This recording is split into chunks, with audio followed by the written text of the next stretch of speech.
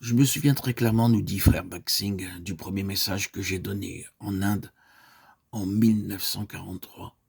Je priais, Seigneur, donne-moi ton amour.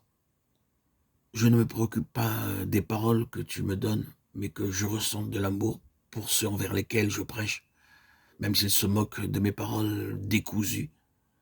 En Inde, si vous prêchez l'évangile en plein air, les gens se moquent de vous, ou se rient de vous, et vous ridiculisent. Ils vont même jusqu'à rire de vous et plaisanter alors que vous parlez. Ainsi, je savais ce qui allait arriver dans cette première réunion à laquelle je devais faire face. Mais je priais. Seigneur, je ne me préoccupe pas de ce qu'ils disent, donne-moi ton amour pour eux, que je ressente le même amour pour eux que le tien à leur égard.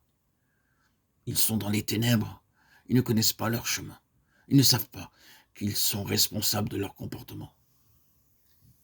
Pouvez-vous dire véritablement que votre amour aujourd'hui pour le Seigneur, pour la Bible, pour le peuple de Dieu, a augmenté par rapport au premier jour de votre salut? Cela en est-il ainsi? Par exemple, des couples font preuve de beaucoup d'amour dans le premier mois de leur mariage. Ils travaillent ensemble, ils s'assoient ensemble, mais 3 mois après, ils sont fatigués l'un de l'autre. Le mari regarde dans une direction, la femme dans une autre. Ils passent toute une soirée à la maison assis, sans parler, bien qu'avant le mariage, ils ne pouvaient s'arrêter de parler. Maintenant, après 3 mois, ils se comportent comme des muets. L'amour a progressivement diminué. Et le résultat en est un foyer malheureux.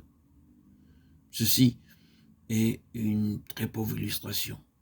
Mais notre amour pour le Seigneur Jésus-Christ devrait devenir plus fort, plus riche et plus pur, jour après jour, et ne pas s'affaiblir. Si les autres nous haïssent, nous pouvons prier pour eux. S'ils nous froissent, nous pouvons demander au Seigneur d'avoir pitié d'eux. Ceci est l'expérience de l'amour spirituel, qui est éternel, patient, comme cela nous est rappelé dans Colossiens 3, 12, 14.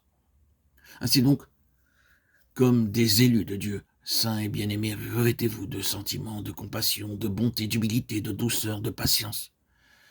Supportez-vous les uns les autres, et si l'un a sujet de se plaindre de l'autre, pardonnez-vous réciproquement. De même que Christ vous a pardonné, pardonnez-vous aussi. Mais par-dessus toutes ces choses, revêtez-vous de l'amour qui est le lien de la perfection. Ceci est l'amour spirituel que Dieu réclame de nous. Il ne peut y avoir aucune excuse. Si nous désirons un héritage céleste, alors nous devons être affectueux, bons, tendres, gentils, sympathiques, tout le temps, et non pas occasionnellement.